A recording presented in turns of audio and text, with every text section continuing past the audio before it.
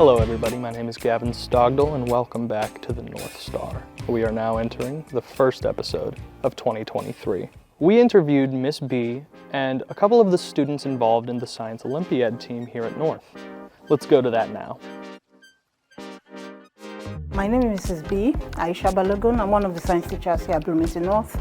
I'm also the Science Olympiad coach, the Girls in Engineering, Maths and Science Club, that's GEMS Club. We have a drone club, then we also have the campuses Science Initiative. Practically, I'm just a science nerd who likes to introduce new science nerds. Science Olympiad is a community. I like to use the word community, right? Competitive community. Every year we have about 23 events. Most of those events, about 18 of them tends to be what we term study events. You study, you take tests. Somebody with the highest point wins, and the other ones are usually build events. So you have a lot of criteria and guidelines. You build something that works. Hi, I'm Liam Boltman, and we're going to tour the Science Olympiad room today. So right over here we have Gavin, and he's building a vehicle right now for which we're going to compete with in competition. So what are you going to use this vehicle for? So basically this vehicle, we're going to put an egg on the front, right?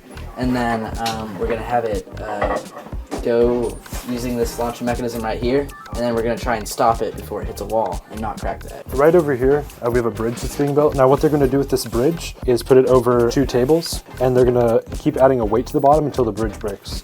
So you'd think with wood this flimsy would break pretty easily, but actually no, it can survive for an extremely long time because it has a really high tensile force. Like you can tug on this and it will not break. The other direction, not so much. Over here we have the Right Stuff station. So they're building planes that are actually going to be flying. They wind it up with a crank, a hand crank, and they throw it, and as long as it can go, that's how many points you get in the event. And that's kind of what Science Olympiad is about from a building perspective. We try to compete in events to get first place with a variety of different competitions. I am Liam Chavez. I am here working on a catapult for Trajectory, which is a Science Olympiad event where you throw balls in baskets. You would have a pin through here, and then rubber bands stretching behind here to up here, and then you would pull the pin out. This flies up, throws the ball, and you try to get as close to the target as possible. Hi, I'm Caden Varno. I'm a junior. I like math and science a lot. We do a thing called Wi-Fi Lab, where we build a Wi-Fi antenna to transmit a signal. So this is an example of an antenna. This is one of the other groups at North made this, but it works the same way. You connect this via a cable to a Wi-Fi router. It's like mounted on a tripod, right, to keep it off the ground. But you use this conductive materials to transfer those signals through these metal wires, and these certain distances and angles of it turn it into a 2.4 gigahertz Wi-Fi signal. And in a competition, your goal is to transmit a high quality signal the furthest distance to score a certain amount of points. Gavin. Can he interview you about your Wi-Fi antenna? So this antenna is a dipole corner reflector antenna. So you see there's 2 poles here, so it's a dipole, right? And then we have, the special thing about this antenna is it's a corner reflector.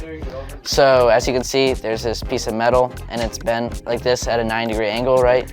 And then when you're trying to transmit a signal, it bounces off of here and then can be really direct to its target. So that's the strength of this one, yeah. I'm Emilio Zanavello. And I'm no longer an alternate on the Science Olympiad team. Let's go. I joined in like 8th grade because all my friends were doing it and I thought it would be funny, and I like building things. You know, when they think of me, right, they usually think of a nerd. So I thought, why not put myself in the club with all the rest of the nerds so that I would truly ascend to my purest nerddom. Study events are like one study event I'm in is cell biology, so we just study like different properties of cells and what different cells look like, and we just take a test, and so it's like a group thing, so me and another person take a test and we do it together. It's collaborative. So in Science Olympiad, my favorite thing to do is code busters, which is solving cryptographic codes and ciphers. We have certain, algorithms we use to solve those things, and it's real fun. My name is Diana Smith, and I'm a freshman, and I'm here to study by myself about Science Olympia. I have 3 events. I have Code Busters, I have Dynamic Planet, and I have environmental experimental design. Which one of these three are your favorite? Code Masters, because it's definitely the hardest, but it's the most fun. Some of the kids don't have the opportunity to stay after school for practice, so they have the option to sign up for part of my tutorials, so they can meet as teams and all that. Also, after school practice, that's the only time certain people are available. So they meet as a group, they do practice events, they do practice tests. And for those in build events, that's the time they get to use the machinery, build what they have to do. We have about 70 people in Science Olympiad. It is our biggest year, yeah. The Bloomington High School North team has always been top 5 in the state for more than 20 years. They're a very storied program, and we've always had wonderful kids. The art department is putting on their annual fundraiser. This year, it's the Arctic Amble, a walkathon out in the cold. My name's Ted Allenson. I am the drawing teacher here at Bloomington High School North. Wow, what's special about us? We have 5 full-time art teachers on staff. That's pretty different. We offer a wide variety of classes, like you could take stained glass or jewelry and metals. The other thing that's nice about our school is you can actually take all of our art classes all 4 years. So you could take drawing or painting your freshman, sophomore, junior, and senior year, and potentially earn a varsity letter in art. So I think those things make us pretty unique. Also, we have a great group of teachers. I mentioned already that we had 5 teachers, but definitely all specialists in their area. So I think it's pretty neat to work at a high school like this. We offer a lot of outside of class support. So like during tutorial, you can come to any one of the art rooms to kind of get extra help with things you're doing in class. There's also, we offer enrichment. Yeah, we offer a lot of enrichment. So like on Wednesdays, you could come to my room and you could do figure drawing. So that's a fun activity. But also we have art club, which meets during tutorial time. And then we also have National Art Honor Society, which is a group designed for seniors to promote the arts within our community. And then definitely like during class, of course, there's a lot of great instruction happening. And I like to think that all 5 of us sort of tailor our projects to meet the needs of every one of our students. When we work to raise money as a group, we're able to purchase special materials. Like in the drawing room, I can speak for myself. I've been purchasing alcohol-based markers for the last 2 years. Those are kind of expensive, and I would say there's not really room in the normal budget to purchase as many of those as I would like. And so the Arctic Amble is a great opportunity to raise money so that we can buy those special materials. So everybody's working as a group to raise the funds, but everybody that's in an art class will benefit. So I can't say necessarily that this, I think that mostly this just benefits the students here at North. I know the 5 art teachers, we're all working together to make our programming stronger and better for you guys, not necessarily for us. So I also think that the community could benefit because the projects will be more, there will be a greater variety of projects if we have more materials to experiment with and use. And so when we have our big art show, like Evening of the Arts at the end of the year, I would say the community might benefit because the artwork will be maybe more interesting and more varied because of the materials that we're able to purchase through the fundraising that we're doing. The Arctic Amble is a walkathon type event that we, the art teachers at North, have designed to take the place of previous fundraisers that were getting a little bit stale, where we used to sell like cured meat and cheeses. So we're trying something new this year. So it's a walkathon. So the idea would be that North students would get sponsorship from people in the community in order to raise money. And this year we have a goal of $5,000, and we're trying to buy digital cameras for the digital photography department.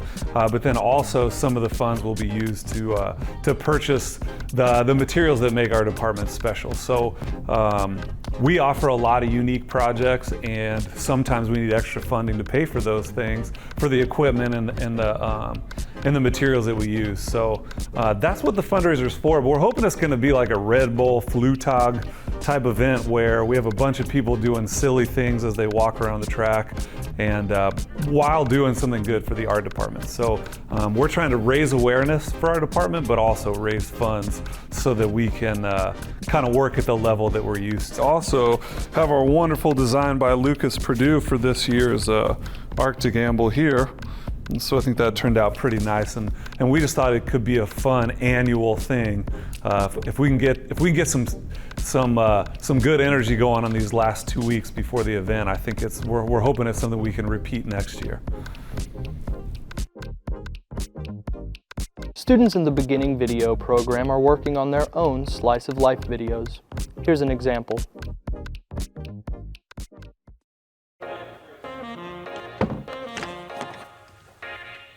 Hey man, are you robbing dunks? How did you get in my house? Don't mind that. I'm a big fan. I was just wondering what it's like to live a life of a famous YouTuber.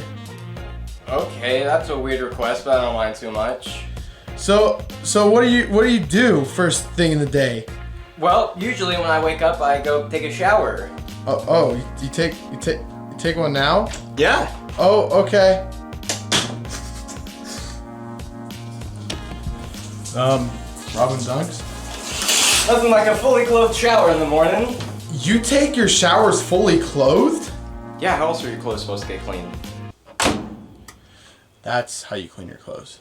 Okay, I didn't know that's what that was used for. Well, how do you start making a video? Well, I'll show you to my recording studio.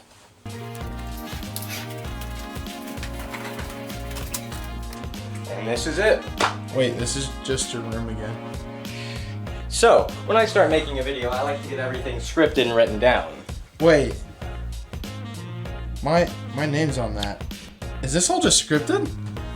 Anyway, after I finish scripting everything, I like to record some voiceovers, and for that, I need nothing but focus, so I'm gonna need you to leave. Right now? Yeah, go. Get out of here. Okay. 5 hours later. Dude, it's been 5 hours. What is he doing? Dude, are you watching cartoons? I just took a little break. I just started. It's been 5 hours. I just started, though. You're on season 3. Have you gotten anything done? Yeah, look at the computer. There's nothing here. Fine, I'll actually work on something. Alright, and that's how I make a video. Oh, I think you should really eat something. Alright, I'll show you what I eat. Alright. So to start off, I like to add some water. But after that, I usually like to add some water. And this may be controversial to some people, but I like to add some water. And after that, just for some texture and flavor, I add some water. Don't you add more water though? Oh yeah, you're right. And then, after that, mix it around. I like to call it water.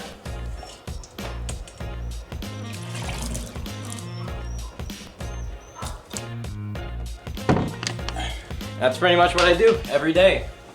Oh, that's pretty cool, but you really didn't teach me anything. I don't remember saying I would. Oh. Anyway, you gotta get out of here. Oh, okay. I'll leave. Hey, no, you're not leaving out the door. You have to leave out the window. Wait, what do you mean? No, wait. So how's that sound? Pretty good, right? I don't think anybody's gonna watch that. Who cares? It's just for a grade anyway. Thank you all very much for joining us once again at the North Star. I hope to see you all again very soon.